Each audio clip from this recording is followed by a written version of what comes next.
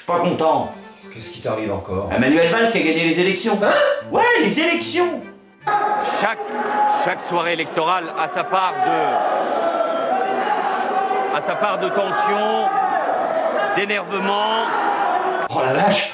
Oh, ça se passe pas bien. Il arrive pas à en placer une. Ce qu'il faut attendre, c'est simplement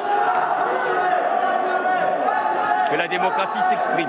Ah non, mais ça fait 5 ans qu'on attend qu'elle s'exprime, la démocratie, Manu. Donc si tu veux, là, nous on attend toujours. Hein. On n'est plus à 2 jours près, du coup. Non mais c'est pas possible, j'ai vu son adversaire revendiquer la victoire. Quoi? Oui. Pour nous, il est difficile en tout cas de constater la victoire de l'ex-premier ministre. Donc nous, on la revendique aussi et on fait un recours très rapidement. Bah, c'est pas possible. C'est l'un ou c'est l'autre. Les voix, elles ont été comptées normalement, non? Sur place. J'ai eu le directeur de cabinet du maire de Corbeil-Essonnes. Comme fait exprès, les 1 ou 2 bureaux où nous n'avons pas les résultats, c'est là où nous n'avons personne pour vérifier. Il n'y a pas besoin d'avoir fait Sciences Po pour comprendre qu'il manque 100 voix, 50 voix. Voilà, qu'est-ce qui se passe dans ces bureaux-là? À l'heure où je vous parle, j'en sais rien. Je veux juste vérifier. Et quand les militants de Corbeil-Essonnes et d'ailleurs viennent ici pour vérifier, dans la mairie où il y a marqué Place des droits de l'homme, ici, eh ben, on a le droit de vérifier, on ne se fait pas sortir par la police comme des malpropres. Nous n'avons aucune confiance dans Manuel Valls, en tout cas, on n'est pas les seuls, les résultats le montrent. Donc on va vérifier. Ah ouais. Ah mais c'est chaud, là. Oh c'est chaud, 100 voix d'un côté, 50 de l'autre, ça fait 150 voix, on sait pas trop, machin. Bon, c'est pas ça qui fait une élection, hein. Il a gagné avec combien de voix d'avance? 136. Ouais. Bon, je propose qu'on joue la carte de la confiance. On n'a pas le choix.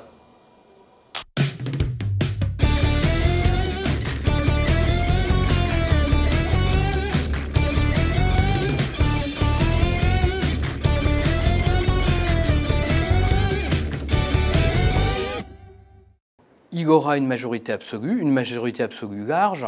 Rappelons-le, la majorité, c'est 289 sièges. Donc c'est une majorité absolue qui va permettre au président de la République de gouverner assez facilement dans les 5 années à venir. Eh ben, il doit être content, l'autre con, ça lui donne une occasion de daber. Daber. Quand tu fais du dab. Du DAB? Oui, du dab. Distributeur automatique de billets? Non, rien à voir avec son activité dans la banque. Le dab, Ah, le truc du commando GNU? Voilà, c'est ça. Ah, je croyais qu'il avait arrêté depuis qu'il était président. Non, il continue. Regardez cette autre séquence, elle a été filmée au moment où Emmanuel Macron quitte la foule. Il y a des jeunes gens qui sont en train de l'interpeller.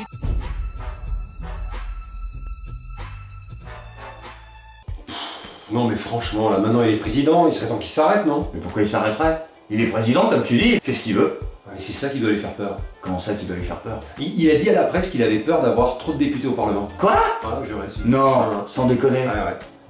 Qu'est-ce qui t'arrive, Timothée? Allô? T'as voulu monter dans le camion de pompier, maintenant faut conduire, faut assumer, hein. Alors on dirait Jean-Vincent Placé, tu sais, quand il voulait rentrer au dragon parachutiste et qu'ils lui ont mis un parachute sur le dos et l'autre à 3000 mètres d'altitude. Ah bah non, je veux pas sauter, j'ai pas... Comment tu sais ça, toi? Comment je sais ça? Je suis pas censé le savoir. Moi non plus, d'ailleurs. Ouais, non, là... Du coup, Emmanuel, une petite question. Si tu as tant peur que ça qu'il y ait des groupes trop majoritaires à l'Assemblée, pourquoi est-ce que tu recules sur la proportionnelle? Ah oui, c'est con ça. Ah oui. Non, parce qu'en fait, c'est le système est à chier, mais faut pas le changer. Ah, et donc, en fait, Macron, c'est un peu Captain Constate. C'est ça. Ça ne va pas. Ça ne va pas. Mais voilà. C'est-à-dire... Mais on le sait. On le sait, par contre on est prévenu. On le sait. Mais les députés, non. L'Assemblée pour l'instant c'est très bien comme ça. On va pas... C'est comme les préfets par exemple. Les préfets. Ah les préfets? Quoi? Ah là aussi il va rien faire je pense. Hein. Nous sommes partis de cette note de la Cour des comptes sur la gestion des préfets, rédigée en juillet dernier. La Cour évoque la dérive des effectifs des préfets hors cadre. Comprenez des préfets sans affectation territoriale. Leur nombre a augmenté de 70% depuis la fin des années 80. Le président de la République a estimé que, ayant bien rempli mes fonctions, au bout de quelque temps, il allait me nommer, comme les présidents de la République en ont le droit, préfet de la République. Vous n'étiez pas vraiment préfet. En réalité, c'était un titre. Non, vous ne savez pas ce que c'est qu'un préfet. Ah pardon, c'est nous, on est cons. Désolé, on connaît pas le sujet. Un préfet, c'est un monsieur ou une dame qui servent la République. Ah bon? Mais c'est génial ça! Ça veut dire que tous les instituts sont préfets? Ouais, les policiers, les pompiers, les militaires, les flics! Oui, alors à tous ceux qui servent la République, n'oubliez pas d'aller demander vos 2,5 cas de retraite par mois. C'est très important. Combien? Michel Vauzel, par exemple, est âgé de 70 ans. Il a fait valoir ses droits à la retraite de préfet il y a 3 ans. Il touche depuis une pension mensuelle de 2370 € pour une fonction qu'il n'a finalement occupée qu'entre 85 et 86. C'est normal de toucher une retraite aujourd'hui de plus de 2000 € pour une fonction exercée 1 an à peine. Là, c'est la légalité totale. On te demande pas si c'est légal, on te demande si c'est normal. Décent. Éthique. Eh oh, on a dit qu'on arrêtait avec les gros mots, hein. Tu fais chier, merde. Désolé. Pas de passe-droit, il n'y a pas d'illégalité. J'ai versé cet argent, il m'est maintenant, avant que je meure, eh bien, en effet, les cotisations que j'ai versées me sont reversées, vraiment en partie. Hein. En partie, juste par contre. Toute petite partie. Toute petite partie. 2000 francs, c'est pas assez quand même. C'est dégueulasse. Ils auraient pu lui donner plus. Un serviteur de la République. Quels avantages ces personnes tirent à être nommées préfet? À chaque fois qu'ils perdront quelque chose, ils reviendront préfet automatiquement. Vous imaginez la carrière que ça fait? C'est déjà, c'est même plus une assurance touriste, c'est la double assurance touriste.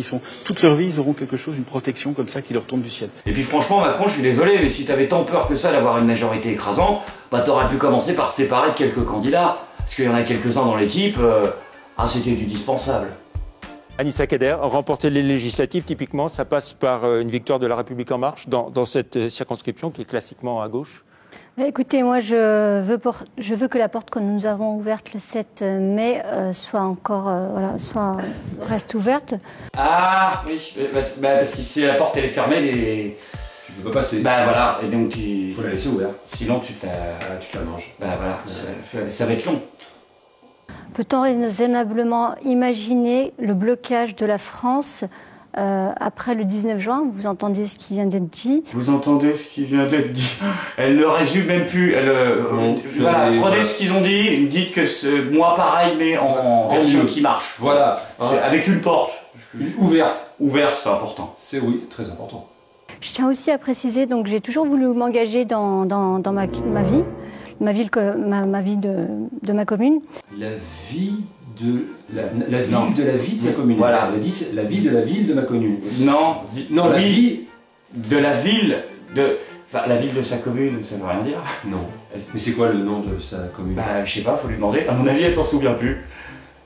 J'ai attendu d'être élue pour m'investir dans ma ville. Elle a toujours pas dit le nom de la ville, hein? Non, toujours pas, mais en tout cas, elle a envie de s'investir dans sa ville. Par contre, elle veut s'investir dedans. C'est pour combien, je sais pas, mais elle veut investir. S'investir. Faut juste qu'elle aille à l'entrée de la ville lire le nom sur le panneau. Je pense que la porte sera ouverte.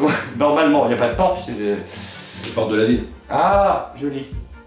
Et effectivement, monsieur, j'ai été élue dans ma ville de 2008 à 2014 à Bron. Ah, bah voilà. Bah maintenant c'est revenu. La ville de Bron. Tout à fait. En région lyonnaise. Exactement. Voilà. Par contre, ils sont pas passionnés par l'histoire. Là, Orlando Bloom, il se fait chier au milieu là.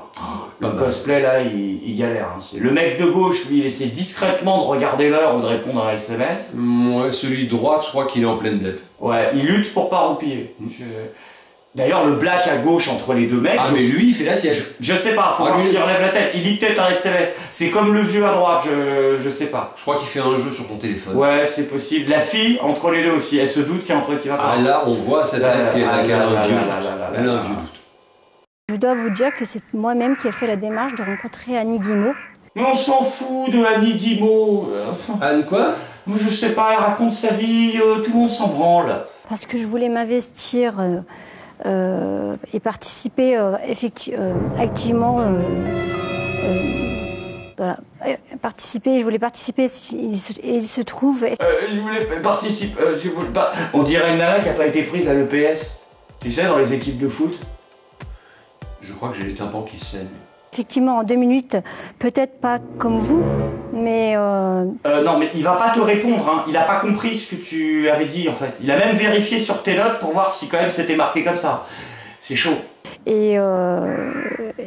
Ah, t'as vu? On a confirmation, là, Arnold et Willy, ils roupillent vraiment. Des personnalités donc civiques, et m'a proposé de la rejoindre en conseil municipal pour... Alors, on va parler éducation nationale, et notamment avec la proposition d'Emmanuel Macron de diviser par 2 le nombre d'élèves en classe de CP et CE1 dans les zones d'éducation prioritaire. Ce qui reste néanmoins une très bonne idée. Ah, ça, pour ce coup, faut être objectif. Rendons à César ce qui est à César. Ouais. À Jupiter, du coup, parce que c'est oui, c'est Jupiter. Voilà. Anissa Kader. Comment est-ce qu'on fait? Parce qu'il faut créer beaucoup plus de classes, évidemment. Comment est-ce qu'on fait concrètement et à quelle échéance ça pourrait être fait? Alors, juste je voulais revenir...